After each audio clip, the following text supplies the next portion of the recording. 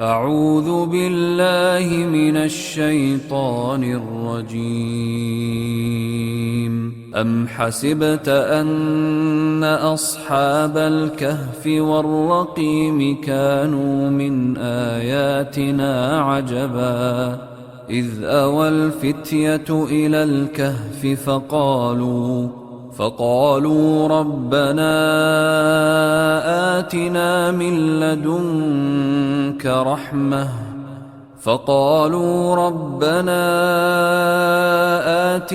من لدنك رحمة وهيئ لنا من أمرنا رشدا فضربنا على آذانهم في الكهف سنين عددا ثم بعثناهم لنعلم أي الحزبين أحصى لما لبثوا أمدا نحن نقص عليك نبأهم بالحق إنهم فتية آمنوا بربهم وزدناهم هدى. Assalamu alaikum. Welcome to another episode of Boys in the Cave. This podcast is proudly supported by Night Watchman Sports and the Muslim Youth Today. My name is Aquib and I'm joined by my fellow co-host, Josh. So shall we get straight into our episode? Yeah. I'm pretty excited about this one. First of all, we're going to be talking about Orientalism, and also we have a special guest with us. Our guest is Abida Ora. She is a postgraduate student at the University of New South Wales, pursuing a Juris Doctorate degree. She previously occupied the vice president position at MSA UNSW, which is the Muslim Student Association on that campus, and has been actively involved in several community initiatives. So she is here to talk about Orientalism from the point of portraying Muslim women throughout history. We're really excited to have you. So Abida, welcome. Assalamualaikum. Thank you. So Abida, I wanted to ask you, you've been a part of the MSA scene for quite a while, for several years, and I've just noticed several things with regards to how the discussion has changed on campus, the sort of events we hold, the sort of interests people have in what they want to hear about. So say 5-6 years ago, when I was first getting exposed to sort of the discussions people were interested in, uni students generally, there were more sort of bare bones topics like Deen, Iman, Taqwa, this, that, and which are obviously the most important topics, but that's the sort of level it was kept at. And then I noticed people were more interested in political topics, like Islam as a political force. Was Islam struck by the sword? Plenty of talks like that. Did you notice that, how it sort of started evolving? Yes, definitely. Even though the other topics are just as important, these other kind of socio-political themes have been rising quite a bit, and they're very important for us to be talking about. Yeah, and then 2013, 2014, that's when people started becoming interested in and engaging with the idea of Orientalism, what is it? So we started talking more about how Islam was framed by more theoretical aspects or lenses, as opposed to Islam in particular. Just to chime in on that, I think it was because a lot of, around that period, it coincided with a lot of debates that were happening, interfaith debates, just a bigger emergence of dawah initiatives that kind of demanded us to be kind of portraying Islam in a more positive and a more holistic manner. And that required us to kind of compare Islam with what the other ways of life are. That's what I've saw. Yeah, I think people just started realizing that it's hard to have any discussion about Islam unless you address certain other things first. Yeah. Things that underlie people's general perceptions about the religion, not just Muslims per se, but any people who are different to the standard outlines of Western society.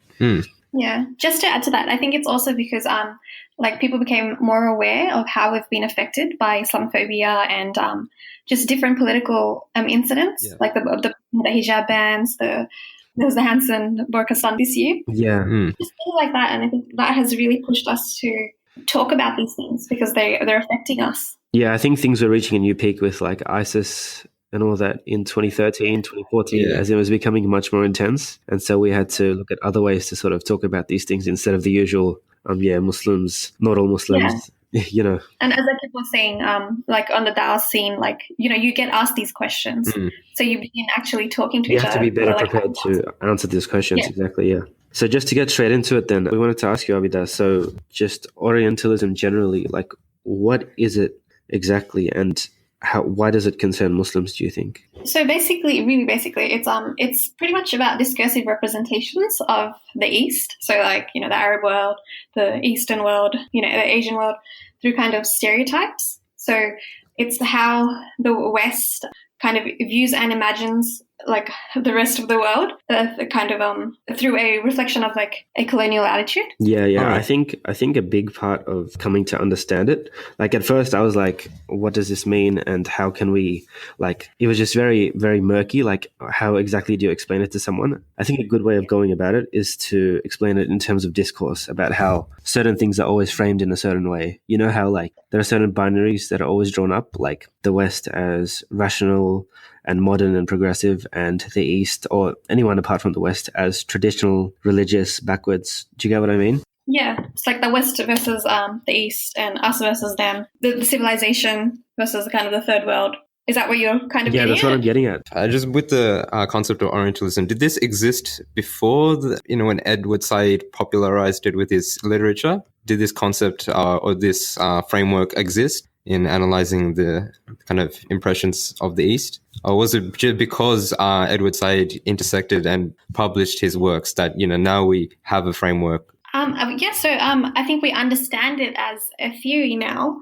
but it manifested as a kind of a practice earlier on. And I think in the post-colonial world, we've become more aware of this phenomenon. But I think the representations have been around for quite a while. Okay. Imagining Oriental women, Oriental men. Yeah. Yeah. So I think how it works is that just the different stages of history, there are different portrayals of how the West sees the world that's outside them. Like in this particular stage, it's framed by, Muslims and the war on terror narrative. And previously it was like at the time of the Ottoman Empire, it was like the barbaric Turks that were like on the edges of Europe, ready to invade them at any time. So is that like a big part of it? Like how it sort of shifts over time with different representations? Yeah, definitely. Although I think I would say that the barbaric, the kind of uncivilized sentiments have kind of carried on. They carried on. The thing is, people wouldn't say that anymore nowadays. They wouldn't call someone barbaric or uncivilized. They sort of like use different... They do when it's extreme, like ISIS. True. They use different language. Yeah, like it becomes reflective of Islam. Yeah, exactly. I want to delve a little bit more into the kind of why it's important for Muslims to be aware of this and why it's relevant for us. Throughout history, there has been, this push for power and hegemony through colonial interest. Yeah. So there was two particular incidences that draw my attention. So during the British colonialism of India, there was a gentleman called Charles Hamilton, and he was in charge of translating an Islamic text called Al-Hidayah, which is, most of you know, is the Hanafi fiqh text. And he was charged to translate parts that were useful for colonial rulers to understand how to deal with Muslims. So things like how to pray, individual tasks, individual duties of a Muslim, they kind of just left it as is. But the communal elements of the Islamic rituals, like what's called the marriage rites or giving zakat, those were kind of altered, and they republished that in a more kind of updated version, as they would say, quote unquote. So that was one interesting element I saw in terms of, how Orientalism is just portrayed. Another example was through how Indonesia was colonialized by the Dutch. The gentleman Snouck, Hurgronje, he was a scholar, but he was also a spy for the Dutch interest. And what he did was he went to Mecca. He was fluent in Arabic, so the Muslims there accepted him, and they thought he was a Muslim at the time. So they went and taught him everything about the Deen in Mecca. And it's very rare throughout history for a non-Muslim to ever actually be in the blessed cities of Mecca or Medina. So the fact that he successfully infiltrated that area without Muslims suspecting it, he took all the knowledge of how to understand and how to control the Muslims. He brought it back to the Aceh War, which is to control Indonesia. He successfully did that, and then he just ran the international affairs after that. So just those two examples among a huge stack in history that goes unnoticed. It's really important for Muslims just to be able to understand the gravity of what Orientalism has really done for the Muslim identity and the Muslim way of living. Definitely. Like even the way the Islamic kind of the curriculum for learning Islam has been kind of interjected into and then taught to Muslims themselves. So you're kind of like in a lot of institutions, you're kind of learning kind of Orientalized, if you like, version of your own religion. Like with those examples, Aquib, I think what those particular figures did is they sort of reformulated the Islam that we know traditionally in a lens that is more acceptable to the West, or rather how they see fit that Muslims should relate to their religion. So it's sort of pacifying in a way, or sort of recreating our religion for us. Yeah. And that's part and parcel of trying to fit the state and the hegemonic kind of goals to keep the Muslims subjugated and inferior. Yeah, definitely. So just wanted to ask you, Abida, like, are there any other particular ways you would think that Orientalism affects Muslims specifically? In terms of... As in just the examples that Aquib has given. Is there anything that you found striking in your studies of Orientalism? Yeah, definitely. I just wanted to quickly make one point, just so we are on the right path in terms of talking about it. Like Said actually said that it's actually a mistake to look at, to understand colonial discourse as just the rationalization of power. So what he said was, to say simply that Orientalism was a rationalization of colonial rule is to ignore the extent to which colonial rule was justified in advance by Orientalism, rather than after the fact. So he's saying that, it's kind of part and parcel of... Okay, I get what you mean. As in when Western colonizers sort of spread their wings over the whole world, it was because they came with certain ideas, not because they created those ideas afterwards to justify their rule. As in they always viewed Muslims and the Asian world in a certain lens, and they were just sort of enacting that. Yeah, because Orientalism allowed the European, that they're living kind of at the top of the civilization, and that they had a duty, a responsibility to kind of bring this light of Western sort of civilization to within their psyche, like that this is something that is just and there's nothing problematic with it. Like ideas like the white man's burden come to mind, as in how the British saw it as a burden in a way to, I guess, colonize India. Whereas in fact, they justify it as a responsibility. But how's it a responsibility if it involves, I don't know, just the exploitation of people and resources? You guys might like to hear this actually. So the French poet Lamartine, he articulated the European vision by saying that the Ottomans were nations without territory, patria, rights, laws, or security, waiting anxiously for the shelter of European occupation. As in so stark. That just shows so clearly how they saw the East or the Muslim people as people without laws, people without civilization, and that they needed the European to go there to instill it, to sort of raise the banner of civilization over there, and like sort of lawfulness. Yeah, and I think it's also saying that there's a distinct connection between like a superior body of Western knowledge and colonial control. So it's like really connected to each other. Like for one to work, like the colonial rule to work, there's like the existence of a superior Western knowledge. It's important to kind of exist, and for both Muslims and everyone else to see it as that. I wanted to get into something more specific. So I understand that this is something you've studied a bit more in depth. It's sort of how Muslim women in particular have been sort of positioned throughout history, and how they've been used by certain discourses involving Orientalism to sort of further that same narrative. And some of the narratives are still seen present times as well.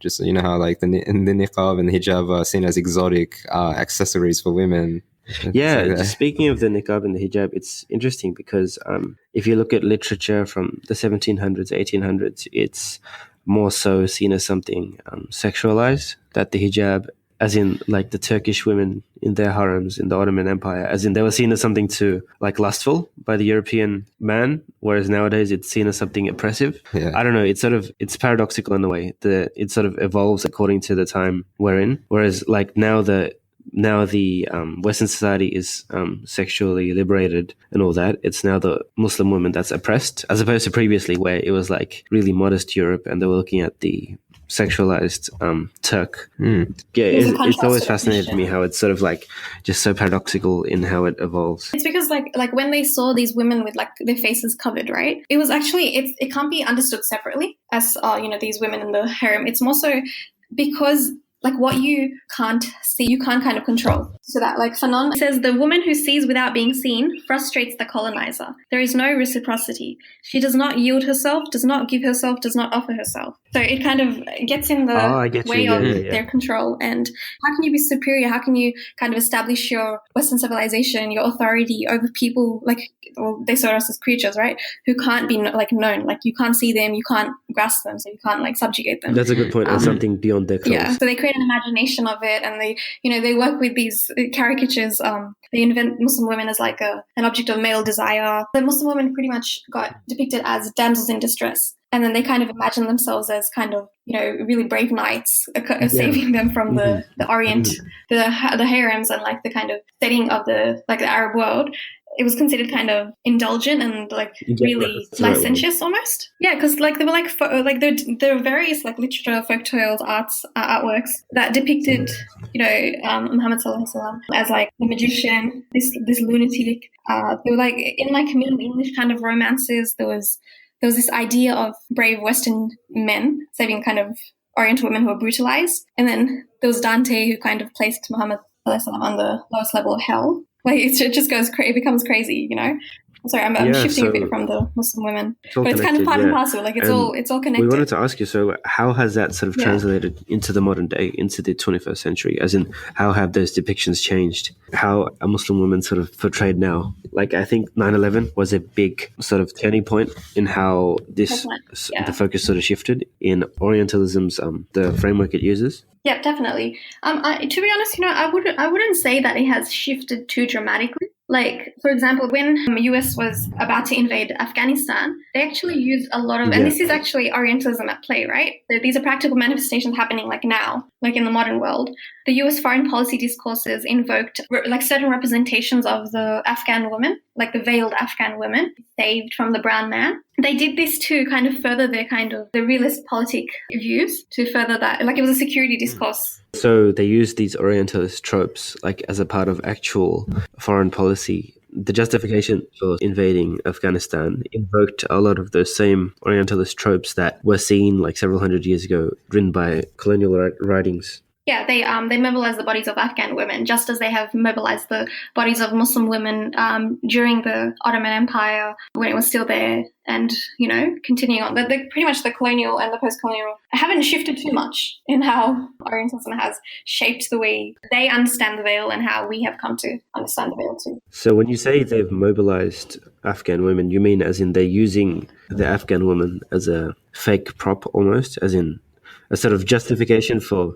Yeah, they're kind of using so Western feminism and youth discourses. They're representing the veil as oppressive. They're using the Afghan women as kind of referent objects who need to be saved from the Taliban. Yeah, so they're like they used to call them like they're victimized. They depict this picture of them as victimized, veiled, kind of voiceless other.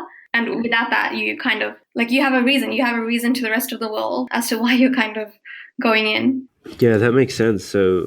Moving on from that, let's discuss then like the sort of the contemporary representations we have in media, in mainstream discourse that sort of, you can see the Orientalism that sort of shows its head in our modern like progressive society where people are all considered equal, but we still see it. There's a few blatant examples, aren't there? Like one of them is Aladdin, how it just takes all the stereotypes and Aladdin, Oriental tropes. That's from the 20th century, I think. Yeah. That people still have that idea of East as in the place names, and the sort of like the culture that's depicted in the movie is sort of a mishmash of everything that's not Western. So it's Indian, it's Arabian, as in it's all sort of put together, and it's not any coherent culture. It's just everything they think the East is.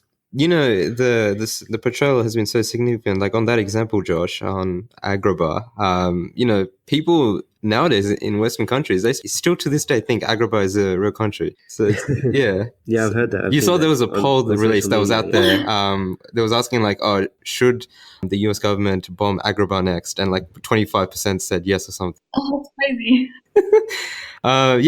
So we've kind of grew up with these kinds of representations, but we haven't really batted an eye. But also now there's more subtle ways that, you know, companies go about using Orientalism to promote their services, to promote their products. Airlines are notoriously sly about this as well. Sometimes they use Orientalist images and kind of wording to promote their travel packages, for example.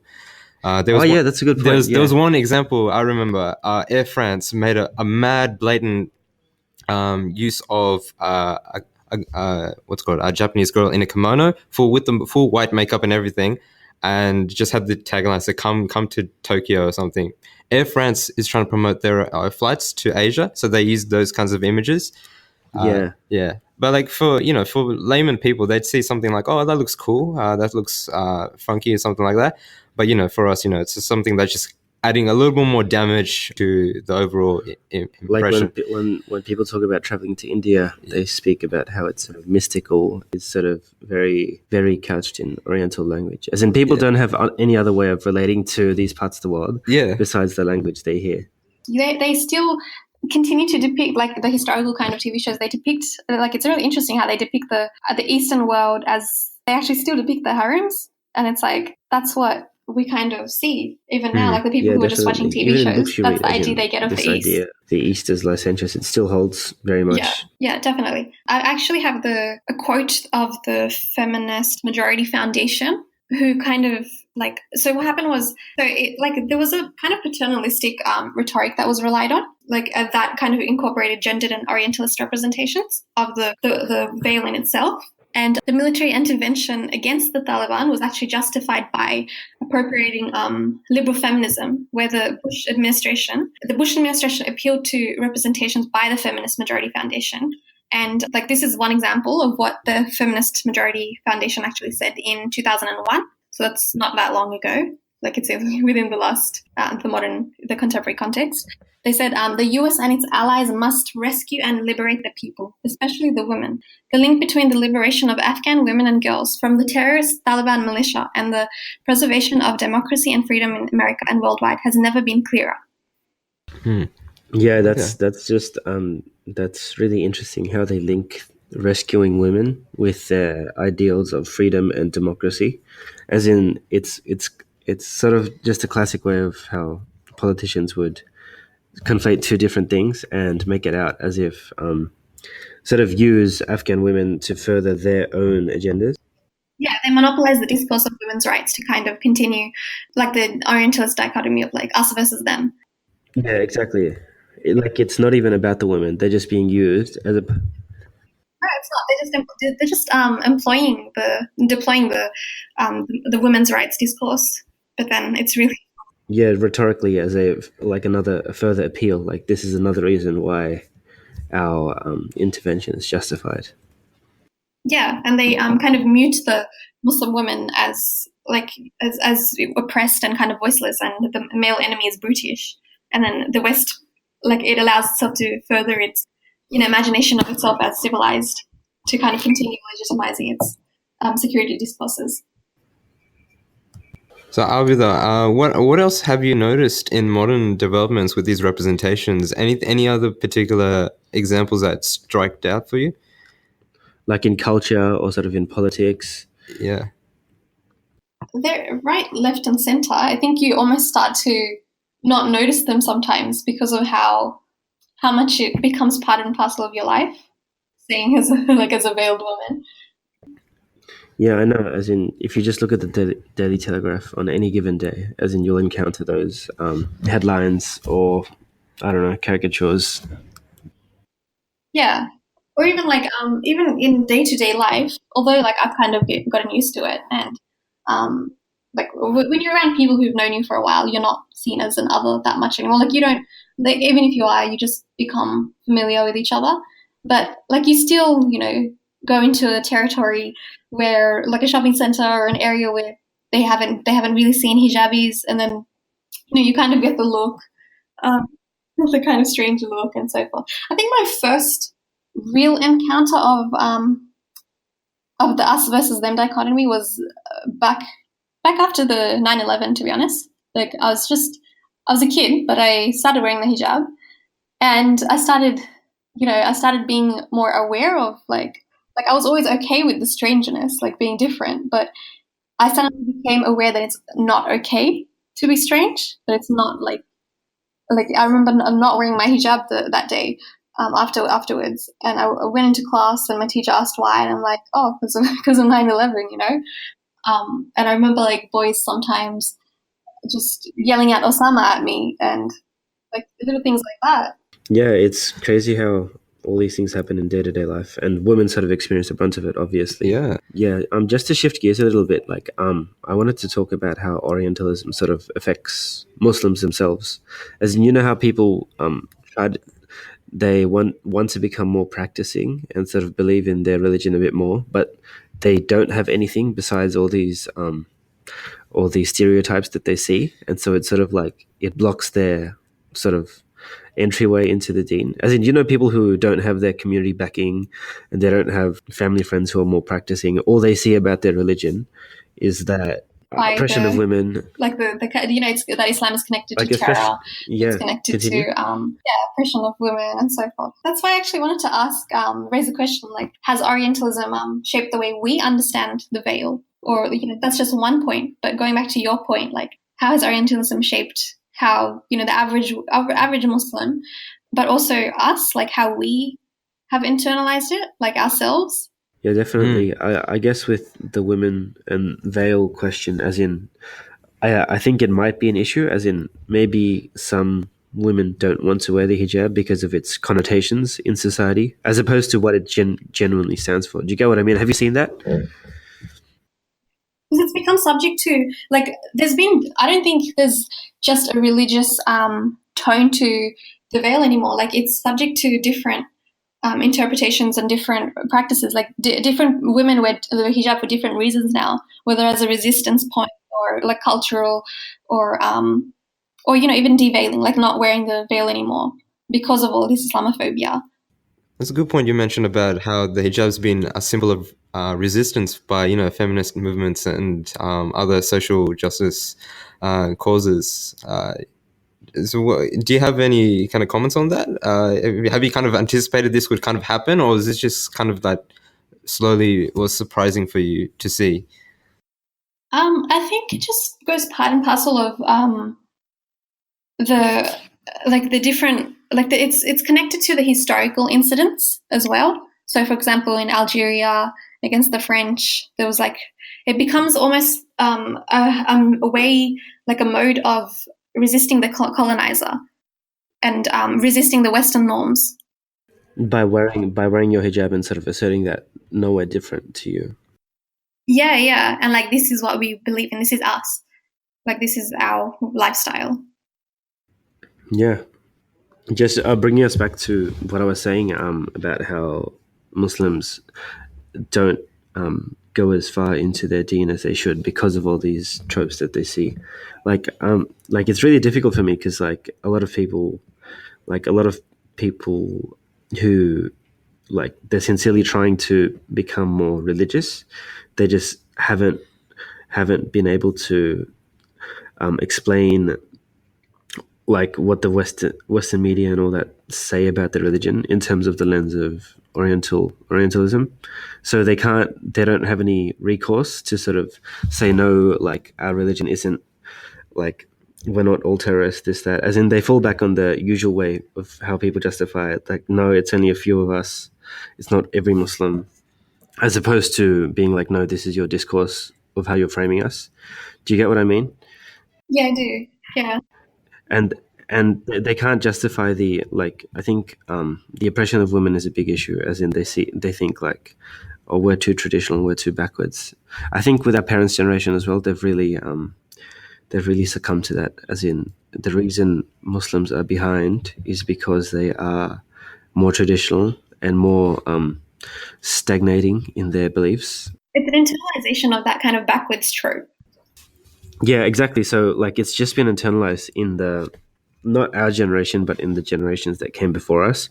So it plays into so much how our parents think the only way forward in life is a engineering degree or a medicine degree, and how other pursuits are deemed as sort of invalid, as if they won't get you further in life, because science and engineering and that focus on all those sort of new modern fields are something that the West brought to those parts of the world, whether it's India or the Arab world. As in, these are seen as the sort of rational sciences now, as opposed to the irrational or sort of traditional forms of knowledge. Yeah. You hear it all the time, as in the son who's the least smart. What do you think of that, Abida? As in, is that something you see as well?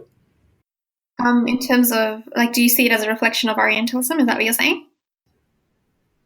Yeah. As in, I think it can all be traced back to an Oriental discourse. It probably can. It probably can in terms of, well, like when the East is positioned as a weak kind of inferior body compared to the West, I think it's almost natural. Like it's almost a natural progression, and everything becomes a struggle. Like everything becomes a struggle for the one who is put inferior, and so they try to climb the ladder, so to speak. Yeah, as in they have to replicate and sort of do exactly what the West did to get to the same level. Exactly, and I think it's a sorrowful thing, to be honest. Like it's not as easy or simple as saying, "Don't do this. Don't go into these fields. Don't do exactly as our parents told us to." Yeah, you should. It's not that you just want to go against it for no reason. As in, you want to come to a fuller understanding. Yeah, no. But I think also like it's not as simple as a parental kind of enforcement. It's because they think that's what's best. They think that's what's best, exactly. As in, you can't blame them, but at the same time, it's sort of really, it's saddening. It is a bit sad, isn't it? But I think that's part and parcel of the society and the context that we have at the moment as well. Like the fact that we literally go through 13 years of schooling, that doesn't, like, unless you're doing something on the side, even then, most of your schooling is based on the curriculum of the institution. So unless you take out a year or something, or which people do, it becomes a bit difficult. Yeah, because it blocks our pathway and entry into like someone who wants to study Islam seriously, as in they're never going to get the same sort of encouragement from their parents. I think it's not even here, but even if you go back to those parts of the world that our parents are from, like India, Pakistan, Bangladesh, or the Arab world as well, it's reinforced even more, as in they, like, if you don't do like engineering or something there, then they consider you like a failure in life, as in and especially like becoming a scholar or having that ambition, as in you're seen as a drop kick of some sorts. As in, I wish it was different back where we're from, but it seems even more exaggerated. Do you get what I mean? And this is the impact of the portrayal of what Orientalism has presented? As in, I think, just the discourse and how it's just trickled down into wider society. So it's not only affected our appearances, but also the opportunities that we may kind of want to seek? Yeah, okay. I think so. As in, it shaped the world in such a way that's so writ large that you can't even... I'm not too sure. As in, do you agree, Abida, that it's had such a global impact? Of course it has. Like it's seeped into the kind of minute details and the kind of broader kind of schemes of how we see ourselves, what we do, how we interact with others, what we pursue education-wise. Even with, I think, something like Islamic gender interaction. Like I've read about studies that have been done about how, as in contemporary ideas of how gender interactions should be amongst male and female in Islam. A lot of it is shaped by Victorian era, which is late 1800s, so just over 100 years ago, shaped by late Victorian era British ideals. As in, so what they did is they went to Egypt and India and they put in certain policies about how males and females should be in the public space. And it was like extremely segregated. Do you know what I mean? Because in the Victorian time, the British were really modest about everything. As in, they were like anything sexual was taboo and males and females couldn't even talk. And I've just read about how, as in there's been studies done about how that sort of impacted our current understanding, as in there are some strains in the Muslim community that take it too far, But then there's obviously the other end of the liberal people, like in the American community, who take it too easy and too lax. Do you get what I mean? Yeah, we jump between these extremes almost. Yeah, and in some ways they've been shaped by an Oriental discourse. Yeah. I guess that's also because of how much emphasis there was on ideas like seclusion, like the separating, seclusion, veiling. Like there are certain concepts that were really emphasized during colonial, and that's kind of what we're kind of left with to grapple with. I think, like in traditional Islamic societies, it was never a fixation about how secluded or segregated a woman has to be to a man. As in, they sort of took it like it was just natural for them. As in, you don't talk unless you have particular things to talk about. Necessity. Yeah, exactly. As in, it was sort of like common knowledge to us, but now we just have to try really hard to sort of come to an understanding, because the Oriental ideas we have in our mind, they sort of like really confuse us. Yeah, like even the way we understand how a male and a female should be within certain contexts with each other, like other than just normal gender interactions. Like things like oppression and domestic violence, it's not like it happens in Muslim families too now.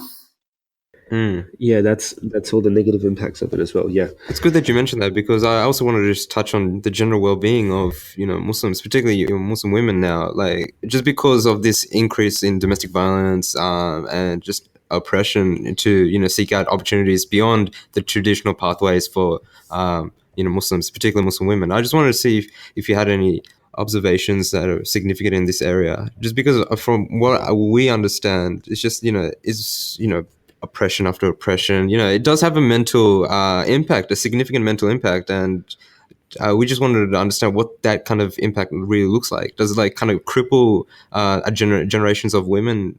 I think it has the potential to, and I think you see it in the way a lot of women do end up viewing the religion as something to step away from.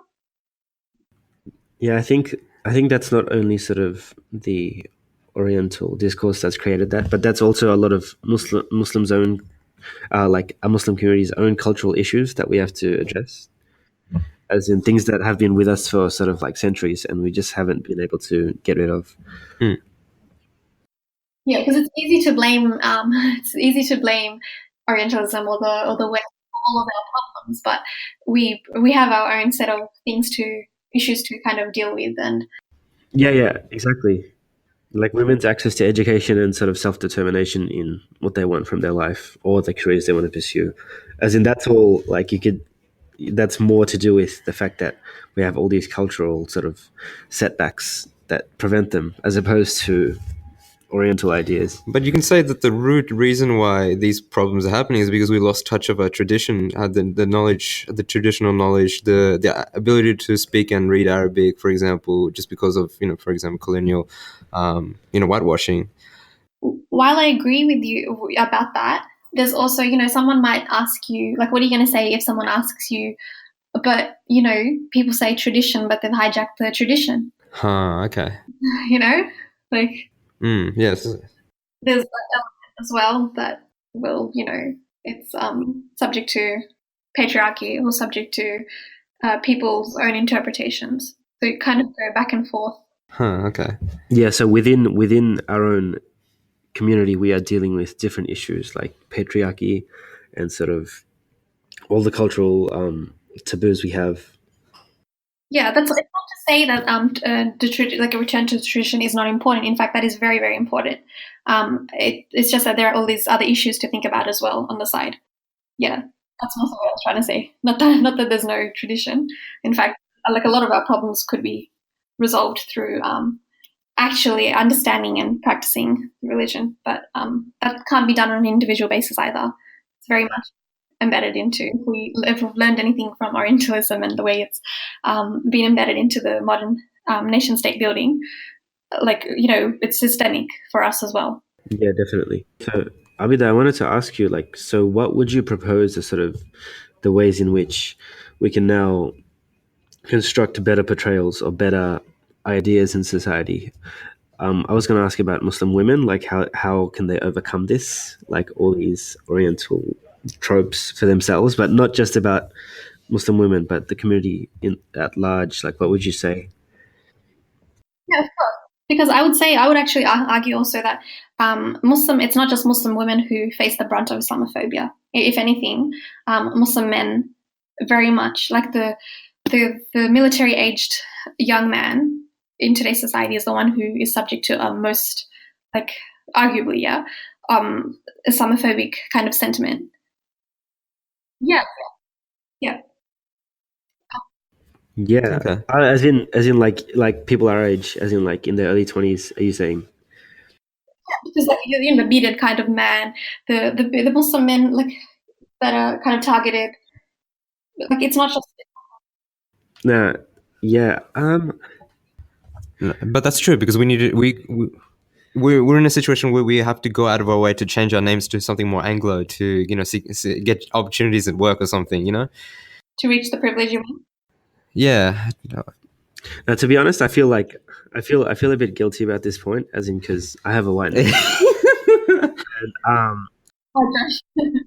Yes. like, yeah, I have a beard, it's growing, this, that, but I don't dress like in a jubba or like in a salwar or something around and about, so I don't face any of that discrimination, like, alhamdulillah, but I wish I did. Because like I don't want to be seen, I don't want to have like that privilege that I do apart from all my sort of brothers and friends in the community. As in, like, I feel how Muslim men, if they dress normally and they keep their beard sort of like well groomed and stuff, you'll be fine in society. But I feel like if you're wearing the hijab, it's a much harder thing to deal with. But that's more so on a day-to-day basis. Like, I mean, in terms of, like, we forget about things like Guantanamo Bay and so forth. Oh, so you're talking on a wider scale, not day to day. Yeah, I'm including that sort of thing as well.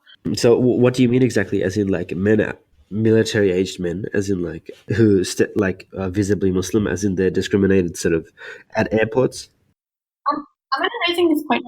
We often kind of say that, it's Muslim, like, for example, the way even we're talking right now, as though Muslim men aren't the ones who actually suffer from the hostile atmosphere of racism and Islamophobia. But, and that just because Muslim women are veiled and they're visibly, that we're visibly kind of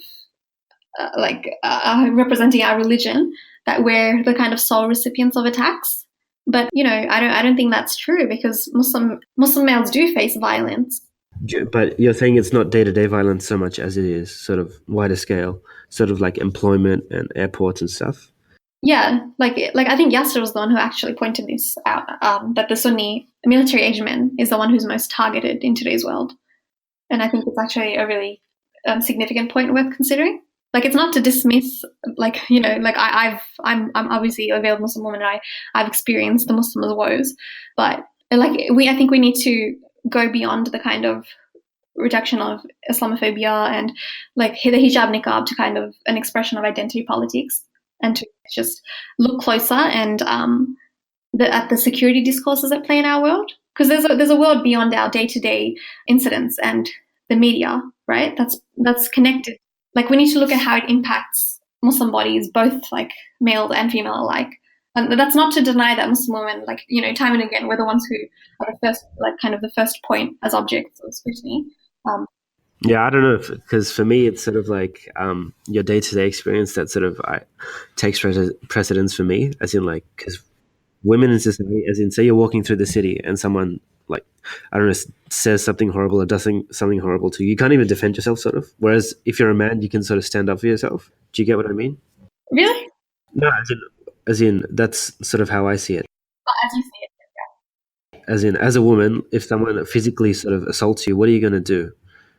Unless you have, like, as in, whereas if you're a Muslim man, you can sort of fight back, sort of thing. Do you get what I mean? That's not always the case. There are lots of Muslim women, learning taekwondo or jiu-jitsu and so forth, and they know how to. Yeah. As in, that's great. I'm just saying they're more vulnerable. Is my point. I would say that's problematic as a sentiment, but I do understand what you're saying.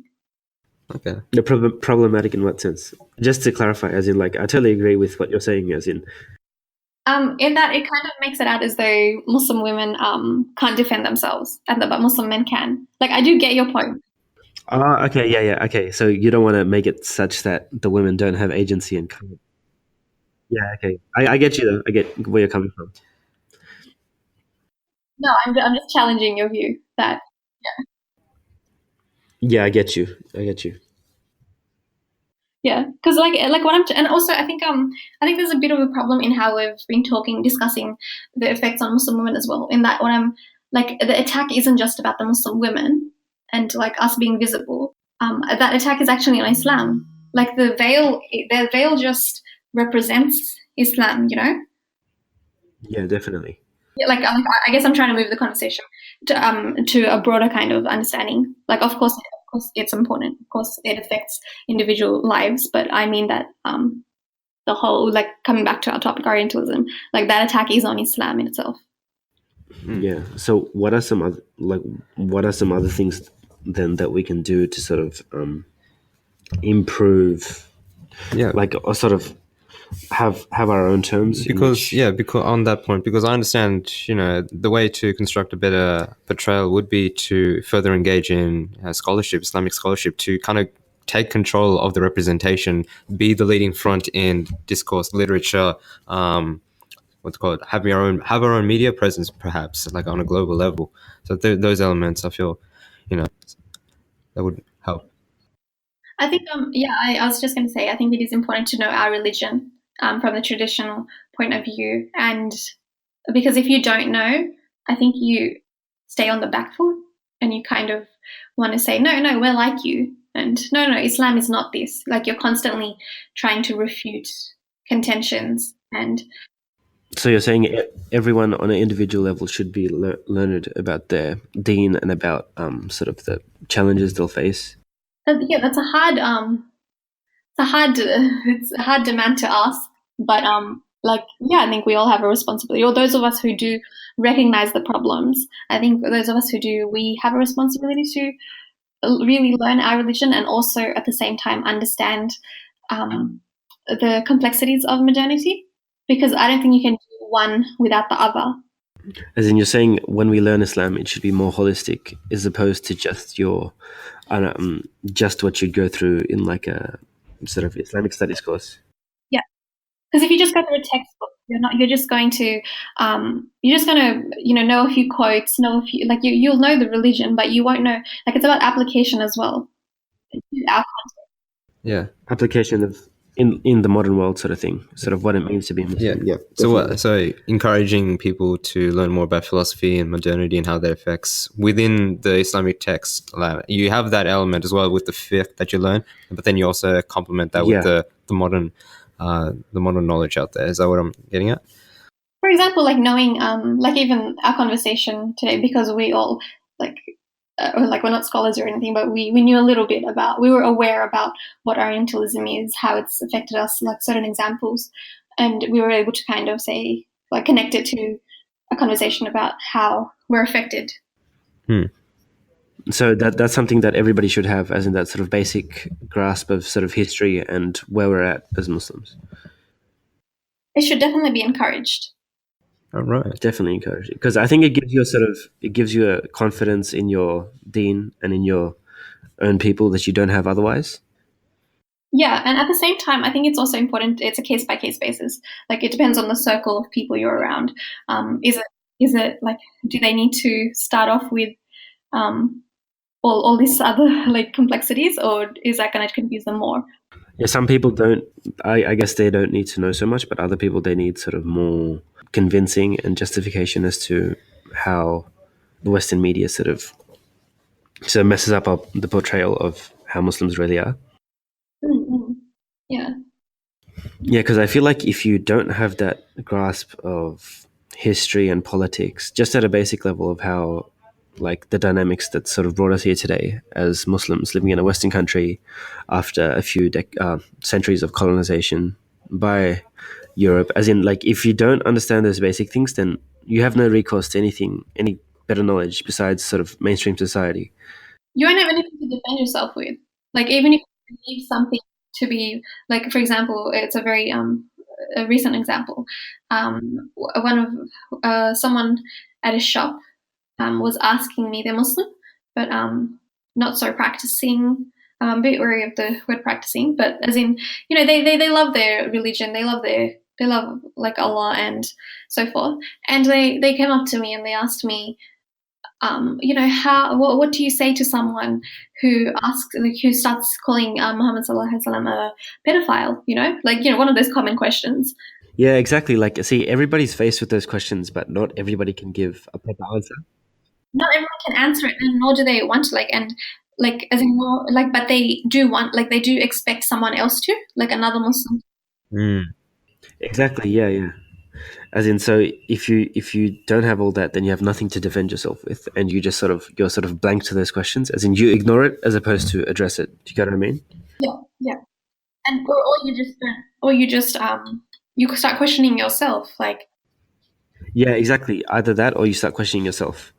So everybody needs to be able to sort of stand on their own 2 feet when it comes to such sort of attacks on their way of life, because our religion is our way of life. Exactly. That's a very good point. It's not it's not separate. It's not some secularized kind of something that we just do when we want to. It's literally a part of every moment of our life. Yeah, it's our way of life. It's what our families are determined by, what our culture and everything. How we interact with others, how we eating and how we talk to others, what we say. Yeah, so if the basis of your whole existence is under attack like that, you need to be able to comprehend and sort of articulate these things for yourself. Yeah, definitely. Awesome. Look, Jazakallah khairan for your time, Abida. I think that's a good place to finish. Yeah, are there any resources or anything you might point us towards, Abida, that would be a good starting point for people who want to know more about these topics could go to? Well, I would say it's Orientalism is a start. And then you could look more at it from an Islamic angle as well. Yeah, definitely. Awesome. Well, thank you again for your time, Abida, and really all the very best for your future projects or anything like that. Studies as well. Yeah. Thanks a lot for your time. Thank you. It was really good to speak to you guys. Awesome. So for all our listeners out there, Jazakallah khairan for you giving us your attention. If you have any questions or comments, feel free to email us at boysinthecave@gmail.com, or you can find us on Facebook, and you can also follow our journey through Instagram. Please give us a 5-star rating on iTunes, as that greatly helps us. And so from our special guest Abida, Josh and myself, we wish you all the best. This is Aquib signing off. Assalamu alaikum. وربطنا على قلوبهم إذ قاموا فقالوا ربنا رب السماوات والأرض لن ندعو من دونه إلها لقد قلنا إذا شططا هؤلاء قومنا اتخذوا من دونه آلهة لولا يأتون عليهم بسلطان بين فمن أظلم ممن افترى على الله كذبا